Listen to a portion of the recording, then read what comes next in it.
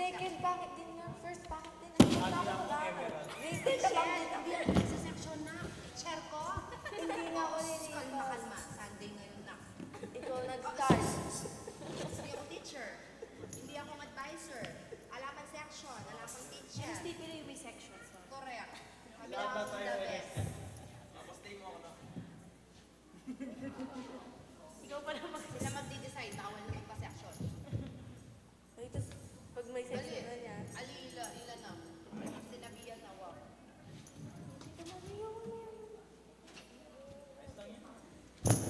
According to height na kano. Lang kami malamigin.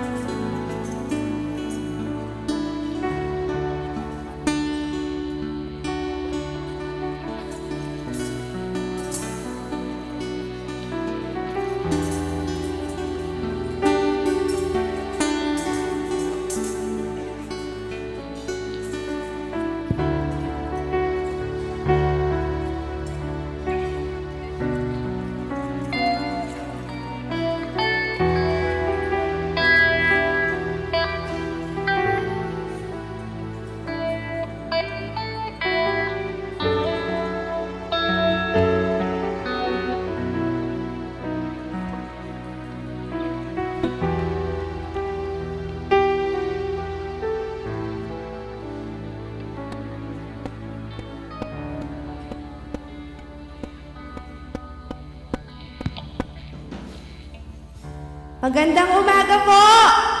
Ay, ang lakas! Good morning, Emmanuel UMC! Alright, pwede po bang tayong lahat ay tumayo at mag-stretching? Yan. Maraming salamat kay Amang Haraw. Nandyan na siya. Tayo po ba ay masaya ngayong umaga? Pwede po ba ako maglakad pababa? Yan. Mag-interview tayo. Masaya po ba kayo ngayong umaga, Tita Yoli? Opo. Amen. Masaya po ba kayo, Tita Vita?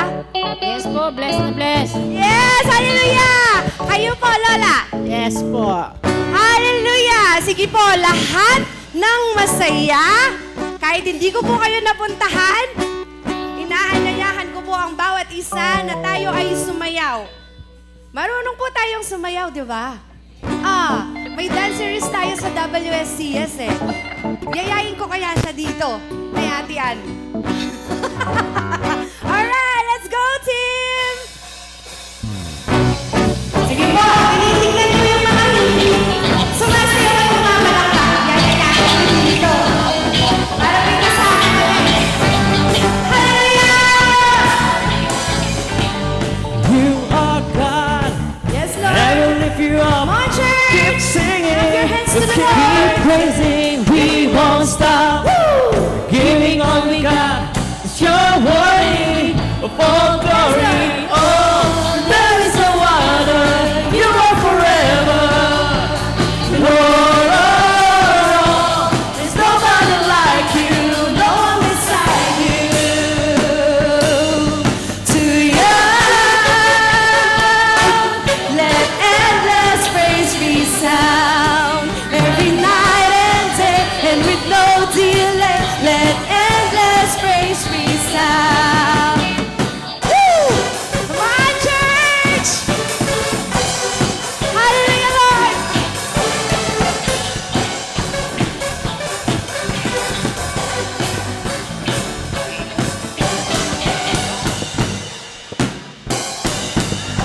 Boundless love, like before the sun. your glory, eternal, never stop. Woo! Yes, Lord! Giving all you got, creation. Keep singing! Woo! There is no other. You are forever. Hallelujah. There's nobody like you. No one beside you. To you, let endless praise resound. Yes, Lord. And with no delay, let endless praise resound. To you, let endless praise resound. Every night and day, and with no delay, let endless praise resound. Let's go! Come on, church! Clap your hands to the Lord! Ayan na, lalapit na ako! Woo! Hallelujah! We lift you up! We lift you up, up, up! We're giving you love, love, love. Yes, Lord! Hallelujah! For everything you've done, done, done. Oh, we give you all the praise. We lift you up, up, up. We're giving you a love, love, love. For everything you've done, done, done. Oh, we give you all the praise. Woo! My church, we give an endless praise to our God. Woo!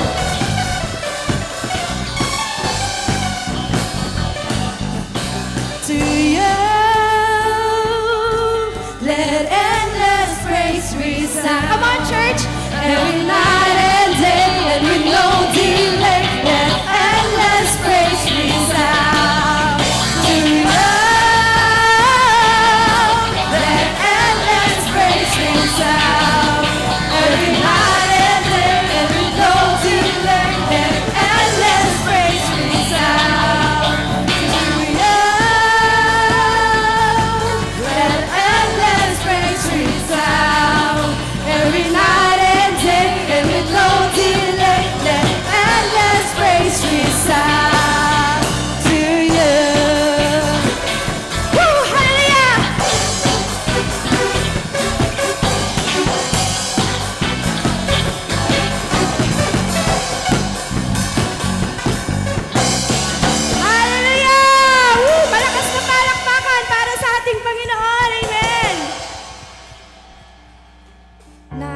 marangal po. Lalo na ba tayo'y overweight? Ang sabi po sa Psalms chapter 116, verse 12 to 19, "The Lord has been so good to me. How can I ever pay Him back?" In front of all the Lord's people, I will do what I promised Him. So lahat po tayo may kanya-kanyang pinangako sa Panginoon kung paano natin siya mapipay back. Though we cannot pay Him back everything. No po? Lord, I serve you. I serve you as my mother did. You have set me free from the chains of my suffering. Lord, I will sacrifice a thank offering to you. I will worship you.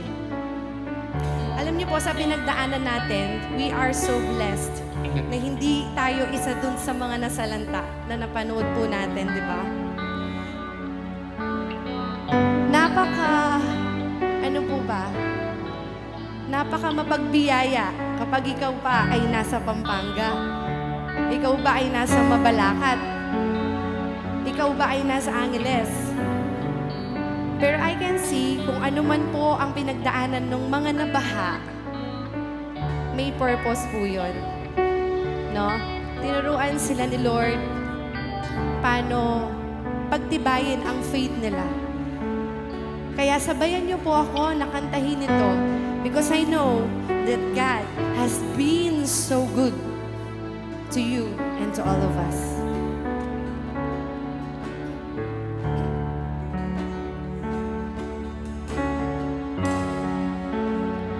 Yes, Lord. Hallelujah.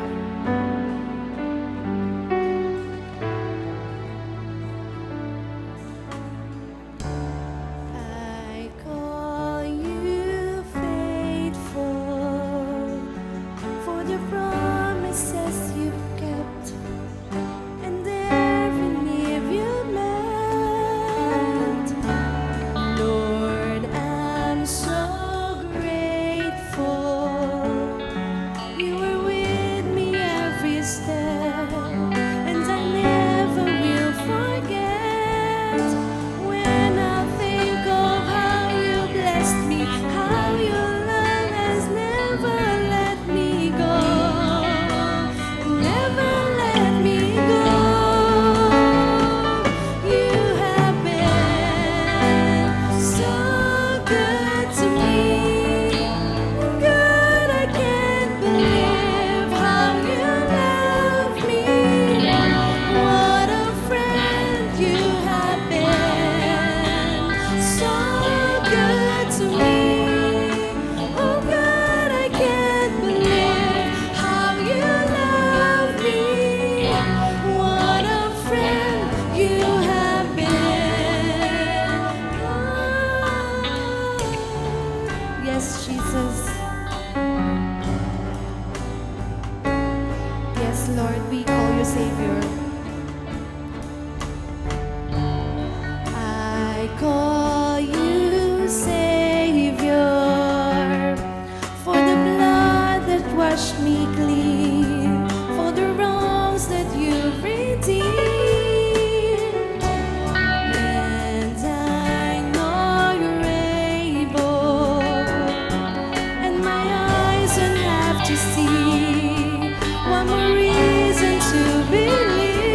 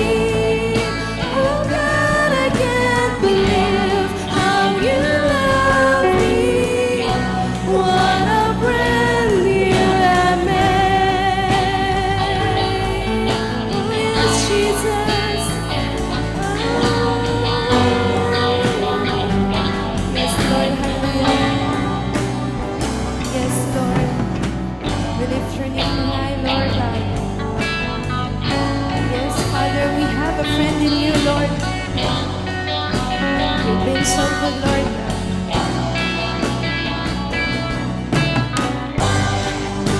Yes, Lord. For every morning, Lord. Hallelujah.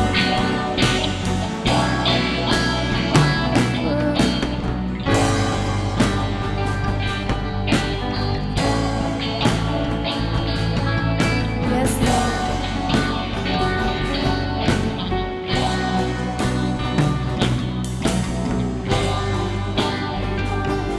Yes, Lord. Yes, Lord. Hallelujah, Lord. I just wanna thank you, Lord, for every mountain, for every time you brought me through. I call you faithful, and I just wanna thank you, Lord, for your forgiveness, for how you never turned away. I call you faithful, and I just wanna thank you, Lord, for your salvation. You paid the price I couldn't pay.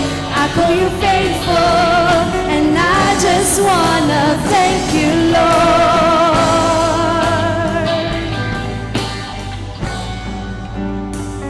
'cause you have been so good to me. Oh God, I can't believe how you love me.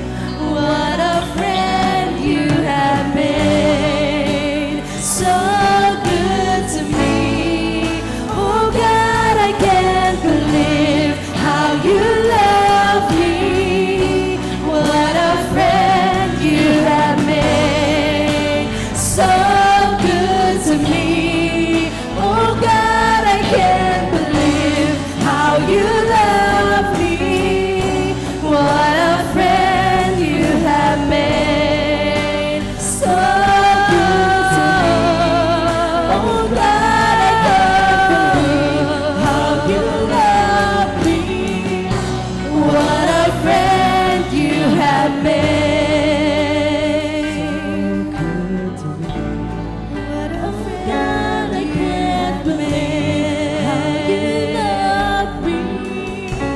What a friend you have been. So good to me. Oh God, I can't believe how you love me. What a friend you have been.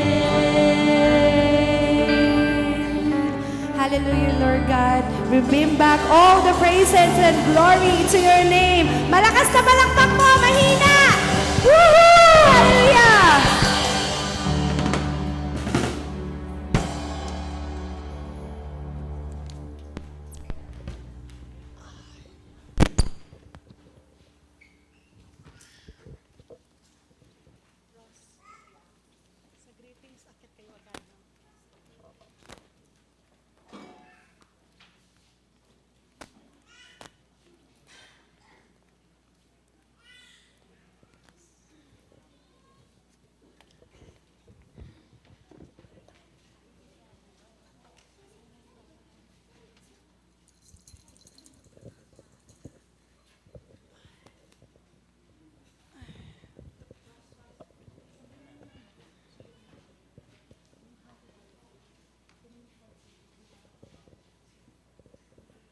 Test mic.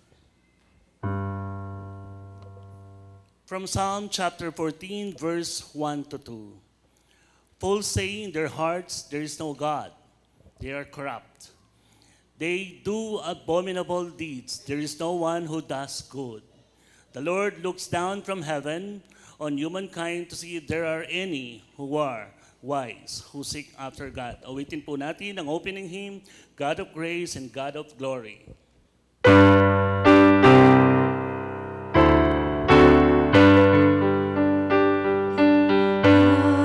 of grace and God of glory, on the people pour thy power, crown thine ancient church's story, bring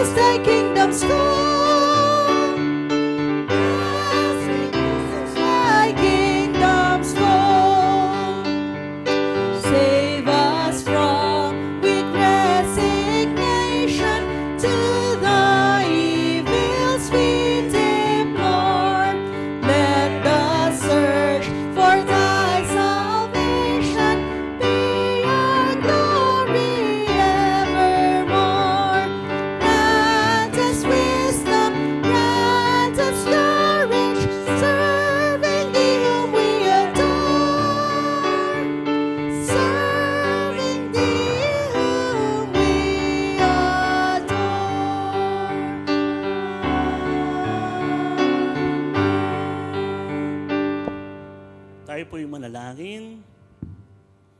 Aming Diyos, pinupuri ka namin ng may kababaang loob at kalinisan ng puso.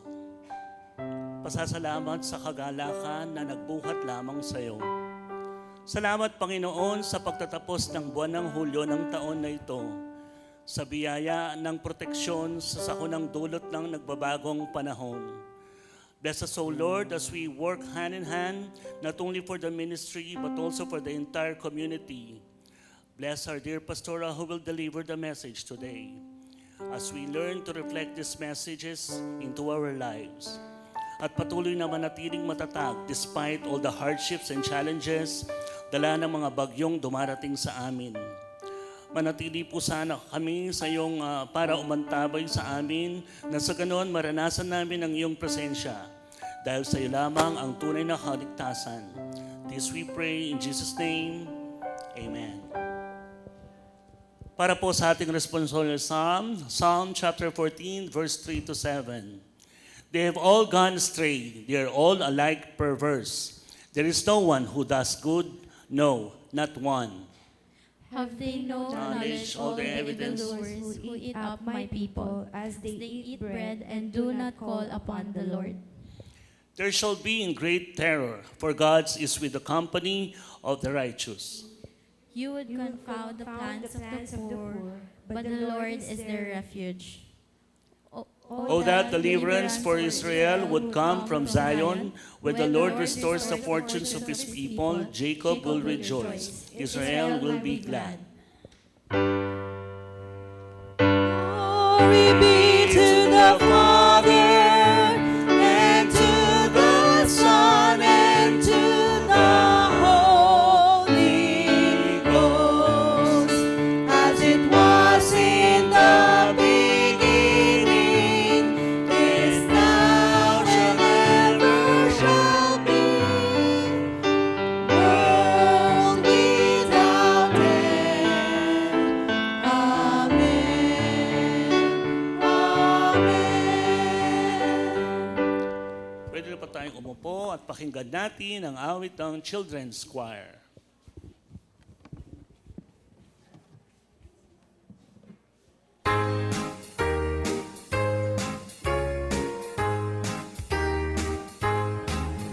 Behold, behold, I stand at the door and knock, knock, knock.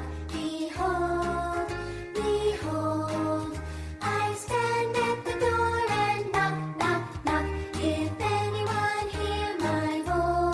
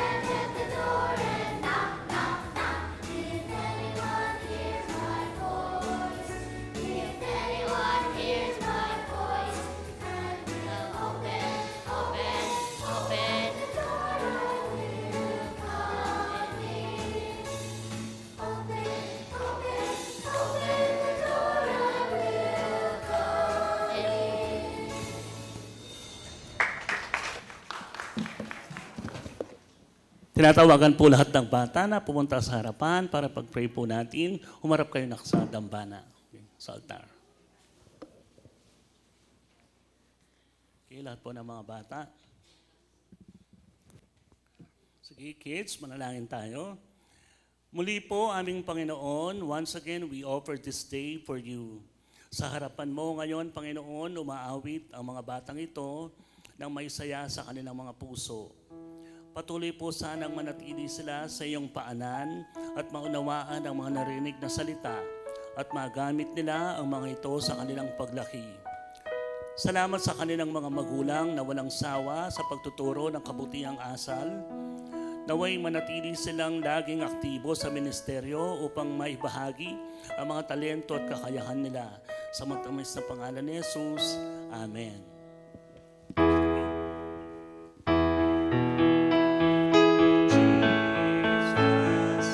Walking every day, all along the way. Walking with Jesus, walking with Jesus today. Amen. Isang mapagpalang umaga po sa inyong lahat. Good morning po. Ngayon po ay ang last Sunday na ng July. Ay, ibig sabihin, August na next week, no? O this week, August na. At isang buwan na lang, months na. Birthday mo Kaya na, naman, Pastor.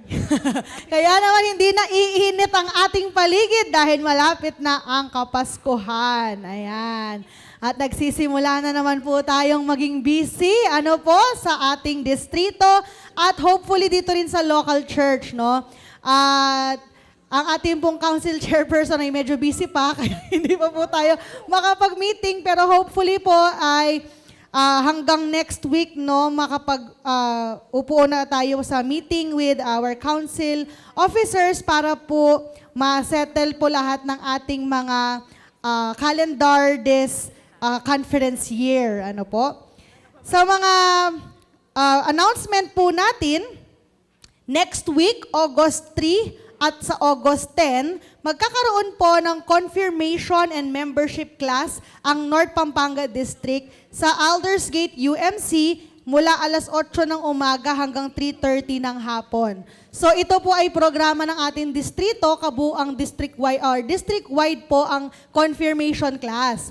So lahat po ng mga hindi pa professing members, kahit ano ang iyong edad, basta hindi ka pa professing members or gusto mong ma-refresh, no, doon sa ating heritage, ay pwede po kayong mag-attend. Ngayon, kung interesado po kayo at pwede po kayo, i-chat nyo lang po ako para ma-pre-register na po kayo dahil hanggang July 31 lang po ang pre-registration dito.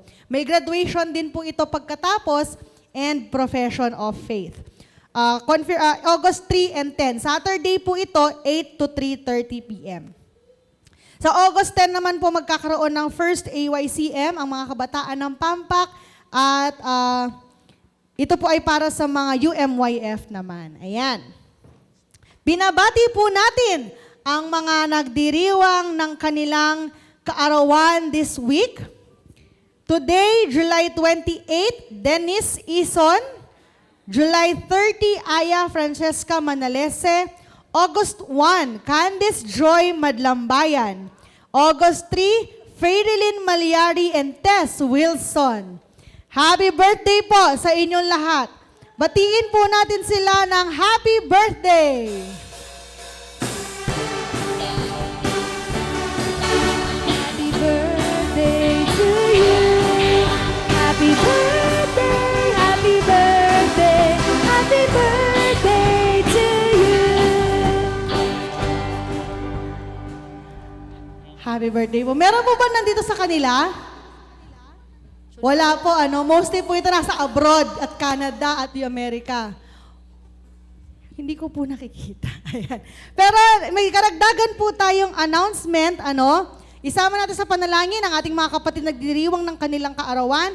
At sa karagdagang announcement po, ang mga kabataan ay inaanyayahan sa Post-Summer Institute sa August 4. Sa Aldersgate po ito, tama? 1 p.m. Ayan. Next Sunday. Ayan. Mag-send na kasi kayo sa District GC. Para Ayan. Sa lahat ng youth, nag-attend man kayo or hindi ng Summer Institute, invited kayo to join. So, 1 p.m. yon next week. Mukhang magbabanding na naman tayo next week, guys. Sige, ayan ha. Tapos po, bukas, magkakaroon po tayo, or gaganapin na po natin ang ating outreach para sa ating sa mga students ng San Francisco Elementary School at Santa Ines Elementary School. Dati po, ang ginagawa natin, lahat ng grade 1 ay bibigyan po natin ng school supplies. Pero nakausap ko po yung principal ng San Francisco na meron talagang mga estudyante na talagang walang-wala, na hindi na sila pumapasok ng first day or ng first week of class kasi walang notebook, walang ballpen, walang lapis. So, ang pinag-usapan po namin ng principal, this time, sa grade 4 po tayo tutulong at lahat po talaga ng mga estudyanteng walang gamit, kukumpletuhin po natin yung kanilang kailangan na basic. So for example po, wala silang notebook at kailangan nila ng 6 na notebook, bibigyan na po natin sila ng 6 na notebook. Nag-prepare po tayo ng 500 packs for students para sa dalawang school. At kahit ibang grade level na basta wala sila talagang gamit o walang pambili ng gamit, sila na po ang ating tutulungan. So kung meron po kayong time bukas, 9 a.m. po sa San Francisco Elementary School po tayo at kasunod po nun ay yung sa Santa Ines. So kung available po kayo tomorrow before 9, magkita-kita po tayo dito sa church at tayo po ay pupunta doon sa venue.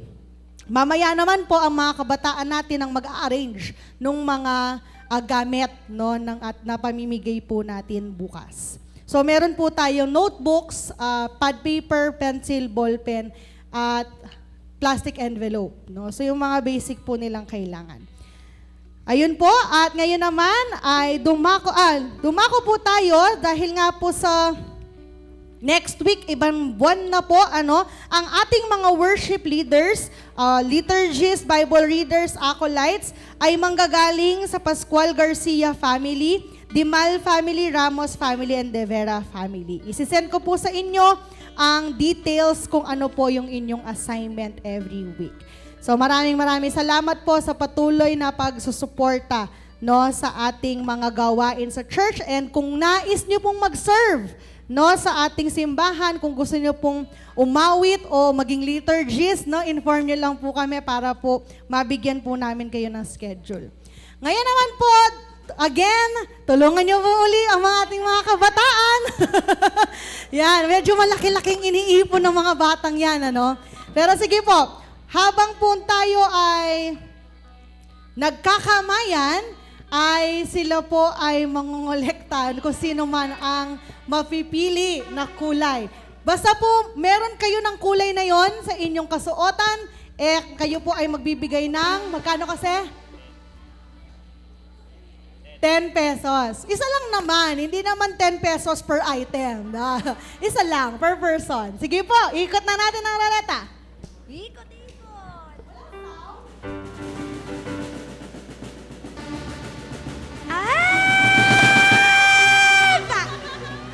Alright! Sino bang meron bang naka-violet? Parang wala, no?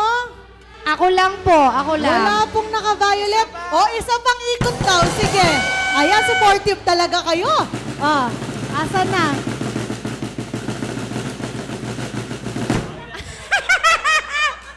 Tanggalin niyo yung violet. Thank you, Violet. Remove. Last na to, ha? Sige, last na to. Makanervyos siya kasing drums.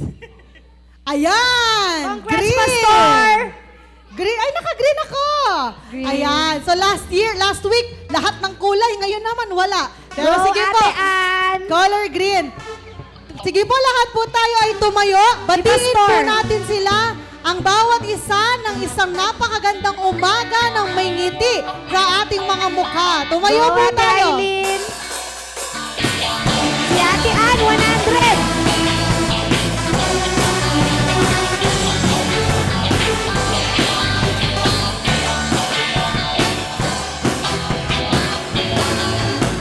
Ikaw, ako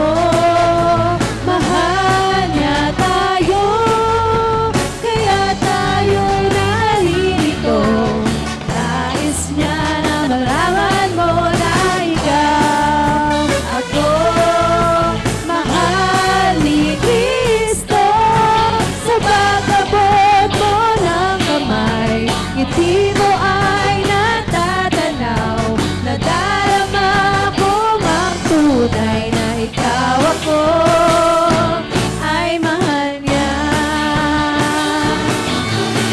Ikaw ako, mahal niya tayo, kaya tayo'y naririto.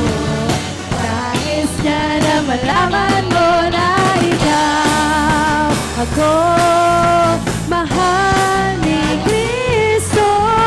Sa pag-abot mo ng kamay, ngiti mo ay natatanaw.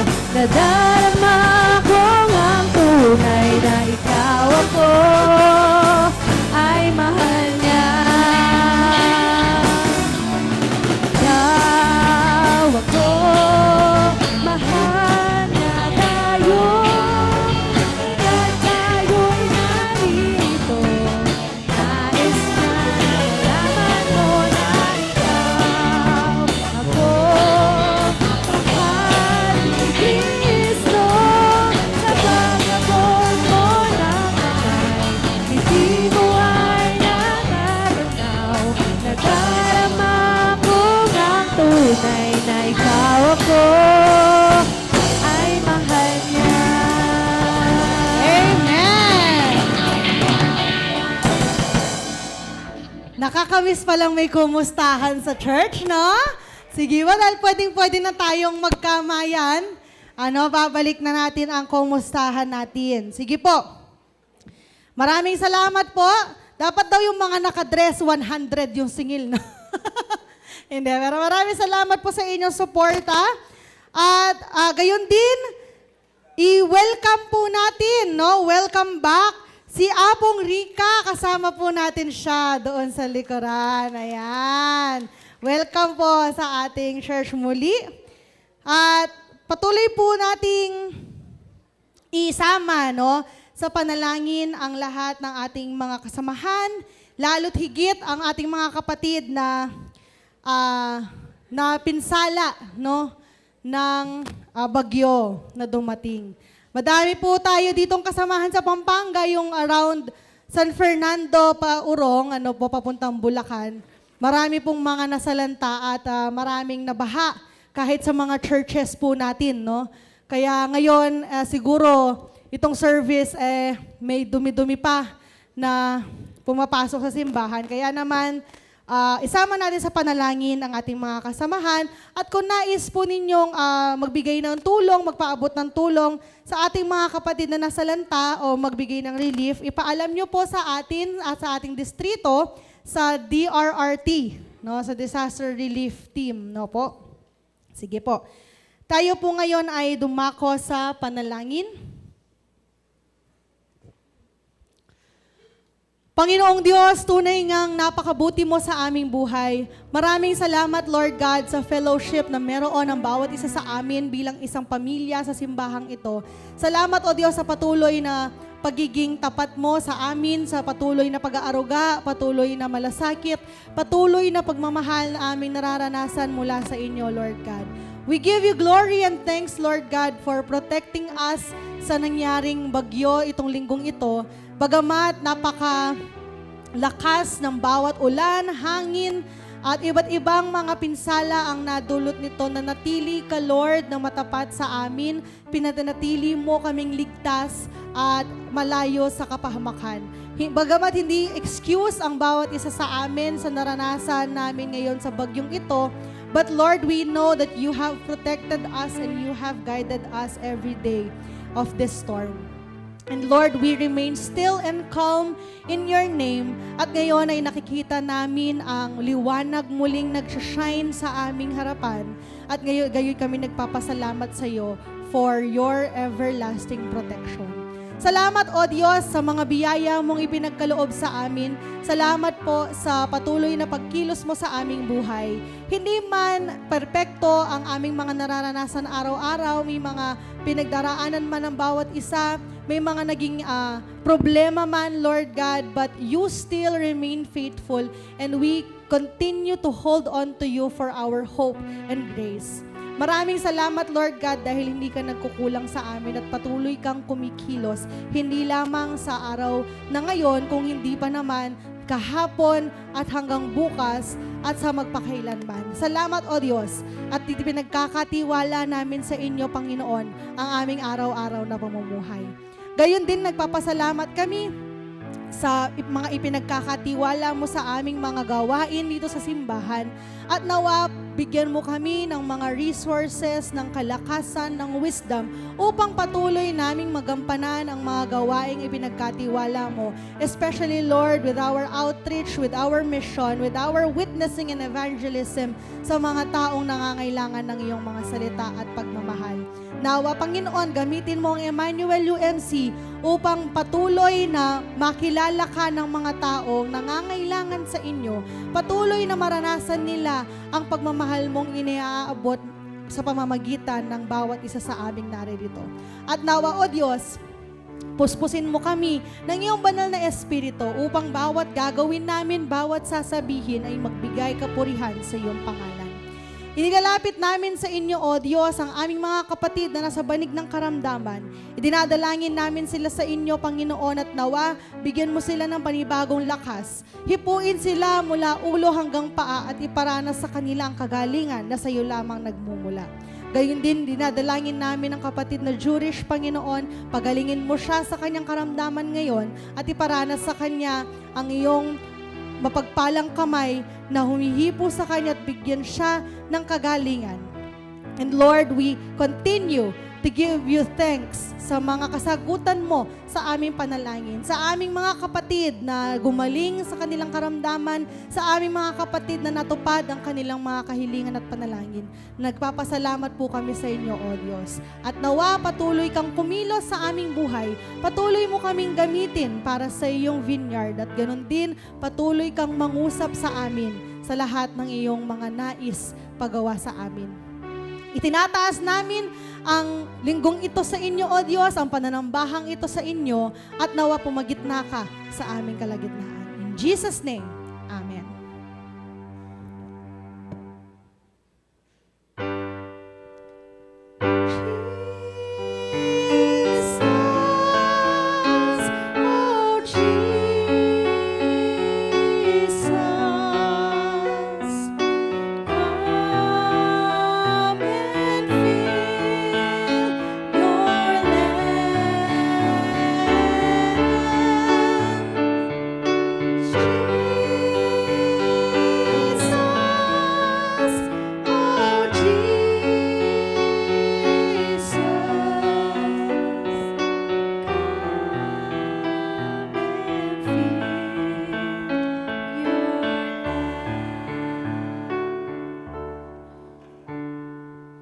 From Luke chapter 6, verses 38, give and it will be given to you. A good measure pressed down, shaken together and running over will be poured into your lap.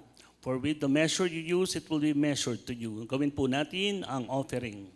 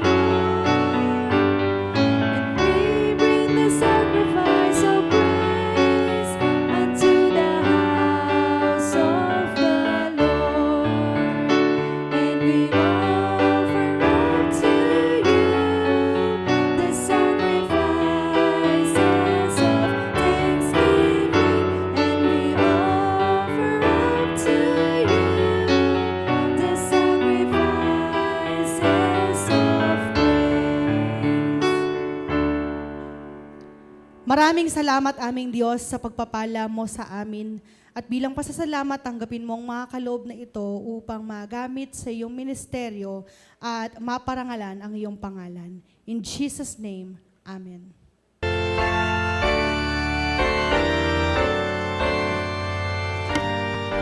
Pakinggan po natin ang EOMC Choir.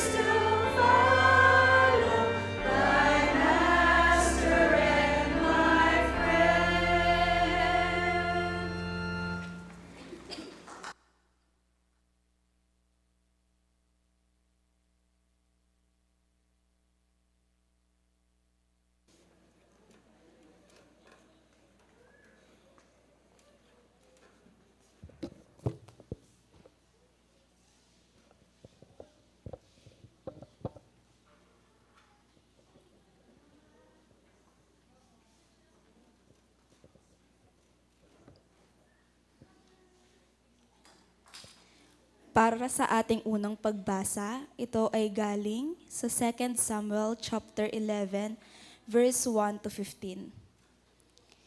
Si David at Bathsheba. Nang sumapit ang tagsibol, panahon na karaniwang nakikipagdigma ang mga hari, pinalabas ni David ang buong hukbo ng Israel.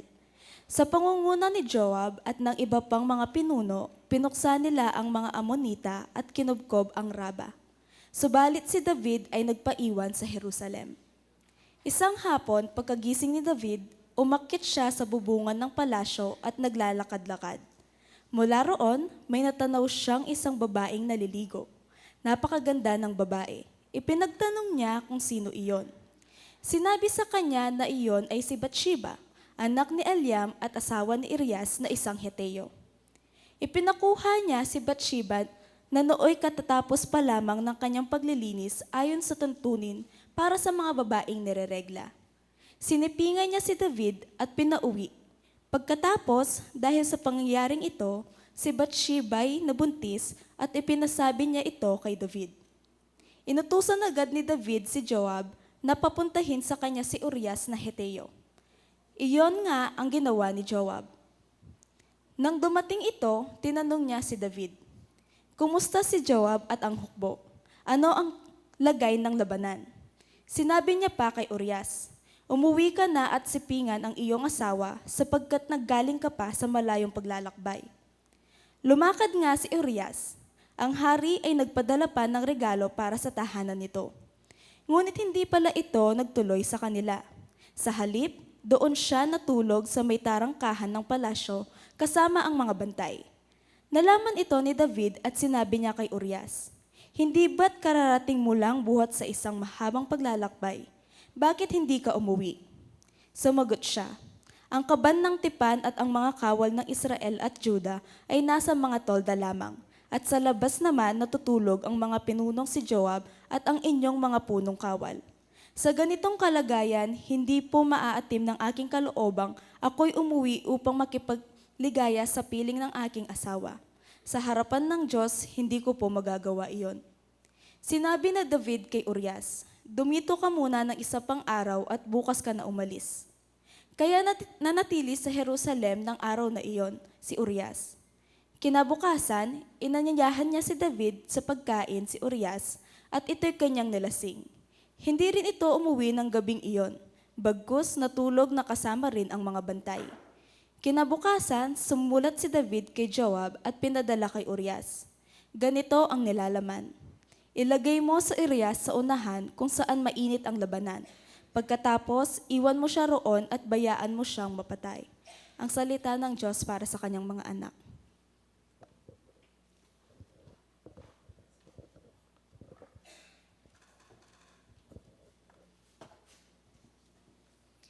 Our second reading is found on Ephesians chapter 3, verses 14 to 21. A prayer for the Ephesians. For this reason, I kneel before the Father, from whom every family in heaven and on earth derives its name. I pray that out of his glorious riches, he may strengthen you with power through his Spirit in your inner being, so that Christ may dwell in your hearts through faith. And I pray that you, being rooted and established in love, may have power, together with all the Lord's holy people, to grasp how wide and long and high and deep is the love of Christ, and to know this love that surpasses knowledge, that you may be filled to the measure of all the fullness of God. Now to him who is able to do immeasurably more than all we ask or imagine, according to his power that is at work within us. To him be glory in the church and in Christ Jesus throughout all generations, forever and ever. Amen. Praise be to God.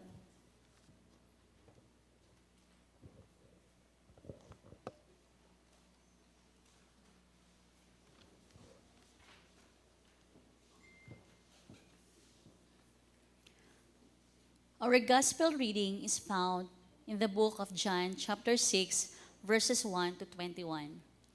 Jesus feeds 5,000. After this, Jesus went across Lake Galilee.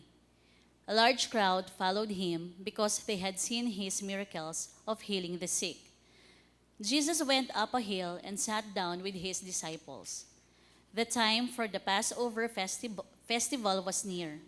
Jesus looked around and saw a large crowd was coming to him. So he asked Philip, "Where can we buy enough food to feed all these people?" Actually, he already knew what he would do. Philip answered, "For everyone to have even a little it would take more than 200 silver coins to buy enough bread. Another one of his disciples, Andrew, who was Simon Peter's brother, said, "There is a boy here who has 5 loaves of barley bread and 2 fish, but they will certainly not be enough for all these people." "Make the people sit down," Jesus told them. So all the people sat down. There were about 5,000 men. Jesus took the bread, gave thanks to God, and distributed it to the people who were sitting there. He did the same with the fish, and they all had as much as they wanted. When they were all full, he said to his disciples, "Gather the pieces left over. Let us not waste a bit." So they gathered them and filled 12 baskets with the pieces left over from the 5 barley loaves which the people had eaten. Seeing this miracle that Jesus performed, the people there said, "Surely this is the prophet who has to come into the world." Jesus knew that they were about to come and seize him in order to make him king by force. So he went off again to the hills by himself.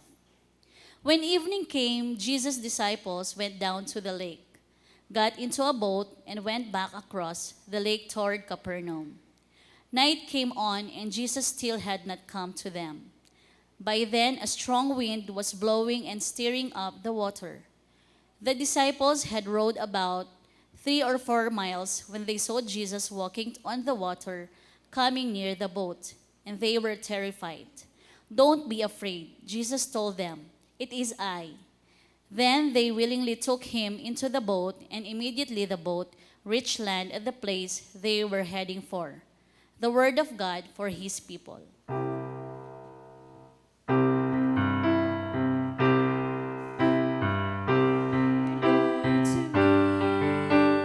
As thou didst broke the loaves beside the sea, beyond the sacred page, I see thee, Lord.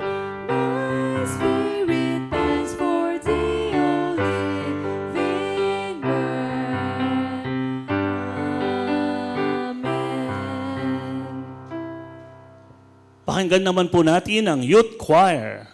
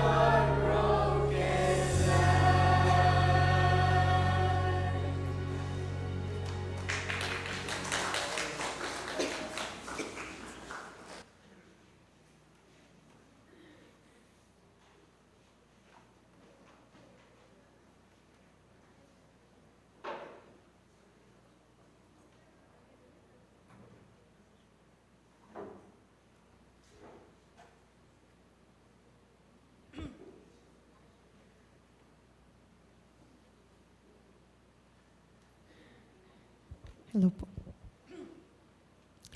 Muli po, good morning po sa inyong lahat. Karagdagang announcement po, hinihintay na lang po yung details, pero magkakaroon po ng kids camp ang mga bata. Overnight po ito sa August. Nakaschedule po siya ng August 25 to 26, that is Sunday to Monday, dahil walang pasok po yung 26, pero pinagpaplanuhan pa po kung ito'y gagawin ng buong distrito or per local church. So kung per local church po ito, inaanyayahan po ang Children's Committee para pagtulungan po natin itong planuhin para sa ating mga kids. So pati sila may camp sa tag-ulan. Ayan, sige po. Salamat po. Ang ating binasa sa first reading natin, isa itong kwento na hindi na bago sa atin. Si David at si Bathsheba. Ang kwento nila, siguro ito yung nasusulat sa Biblia na isa sa pinakamalaking pagkakamali ng haring si David. Simula nung siya'y pinili na maging hari, nung siya pa lamang ay shepherd boy, puro favor ang ibinibigay sa kanya ng Diyos dahil nakikita niya ang kabutihan ng kanyang puso. Ang tinatawag nga kay Haring David, sabi sa kanya, the man after God's own heart. No, sa ganun siya ka-pure, ganun katapat ang kanyang pananampalataya sa Diyos at ganun siya ka-obedient sa Panginoon. But there is a time in David's life that he was tested and he failed. No? At ito ang nangyari sa ating nabasa.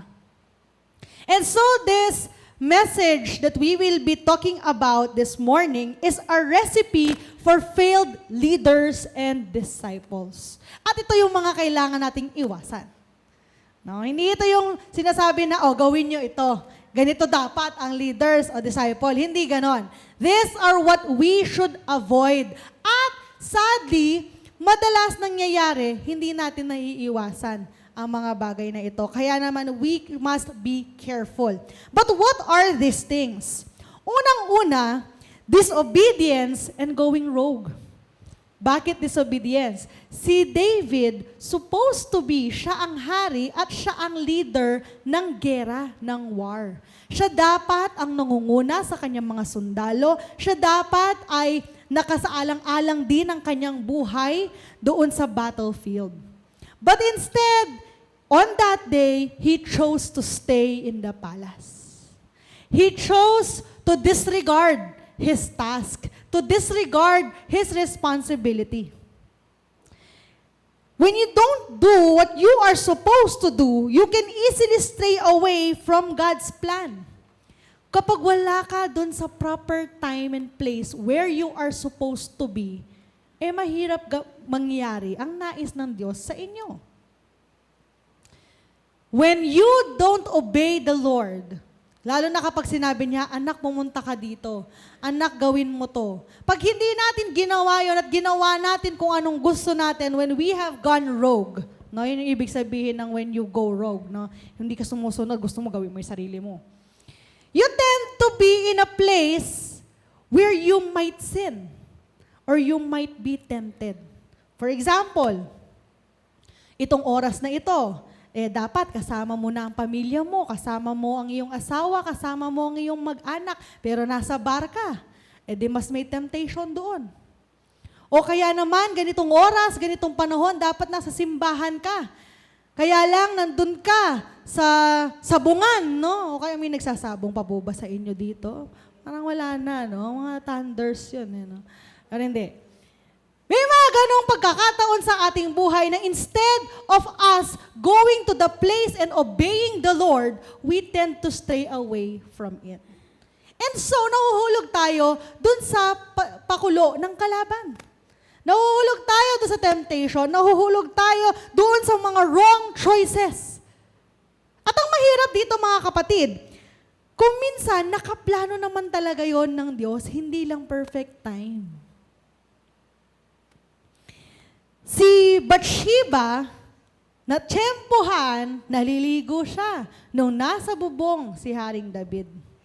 At itong si Haring David naman ay hindi mapigilan ang kanyang sarili, nagtitingin-tingin. Kailangan pa tumingin sa ilalim. Siguro imagine niyo po yung sarili niyo nasa tuktok ng palasyo. Siguro ang liit-liit na lang ng mga tao sa ilalim, no? Pero nakakakita pa rin at again, nagpahulog sa temptation. And so, he made a wrong choice. He made the wrong choice that day to stay in the palace, and he made the wrong choice on calling out Bathsheba. Pangalawa, a recipe for failed leaders or disciples is covering up mistakes with wrong choices.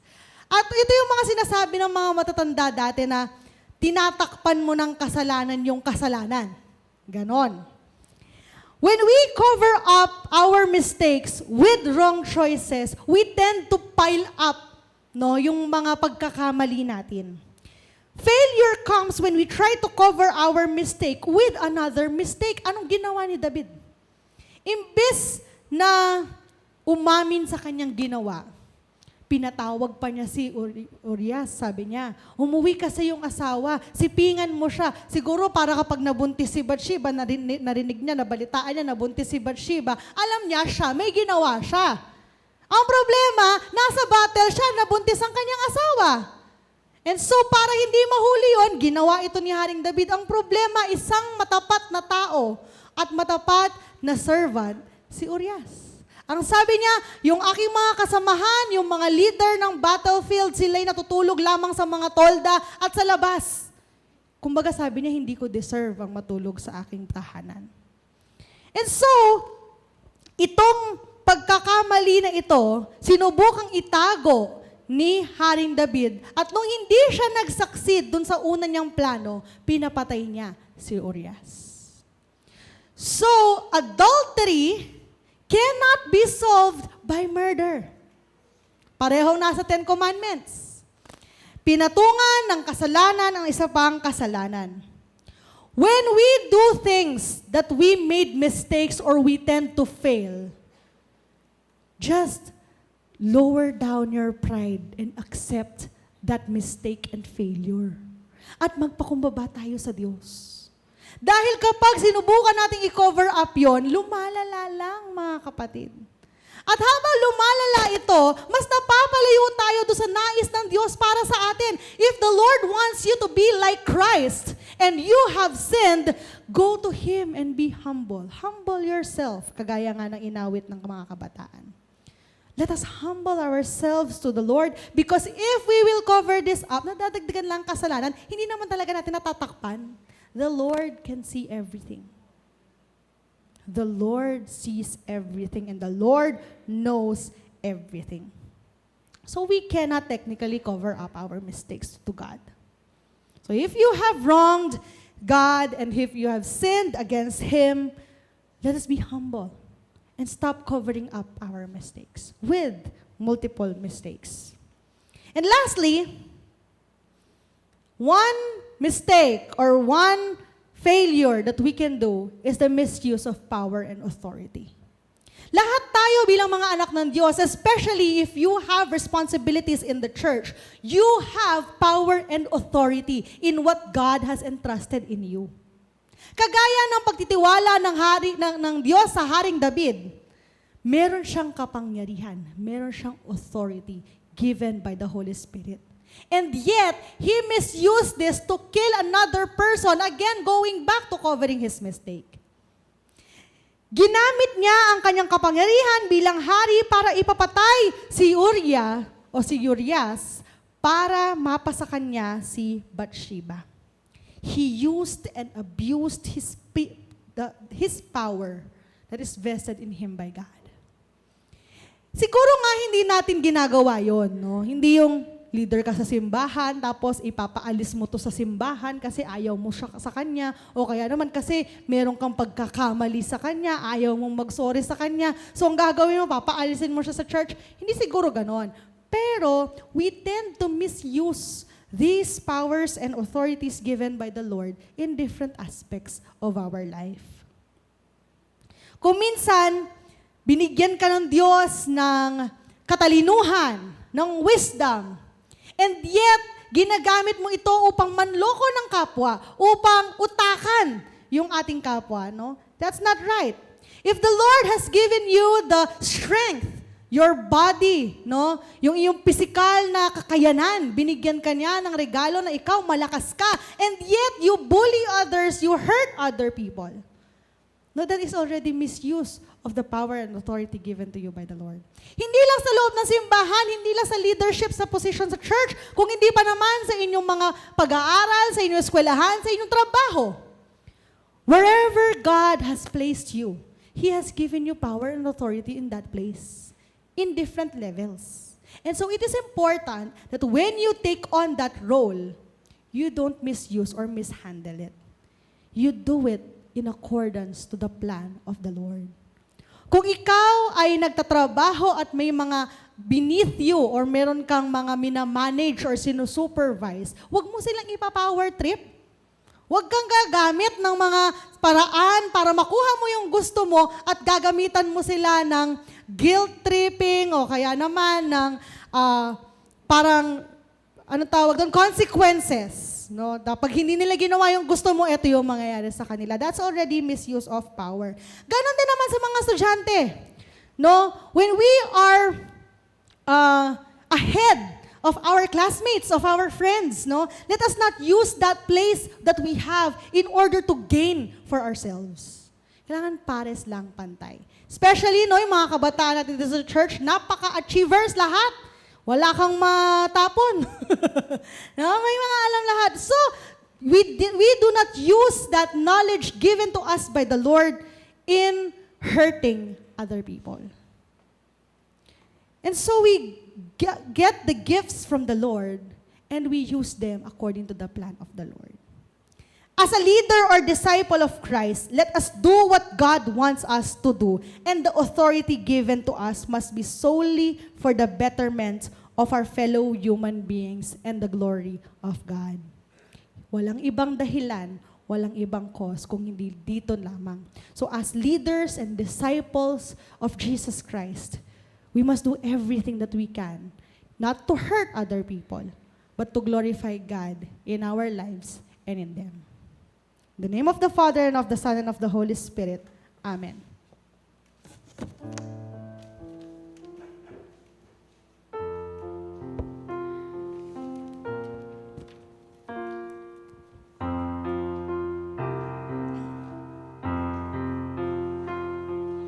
Take time to be holy. Speak oft with thy Lord. Abide in Him always.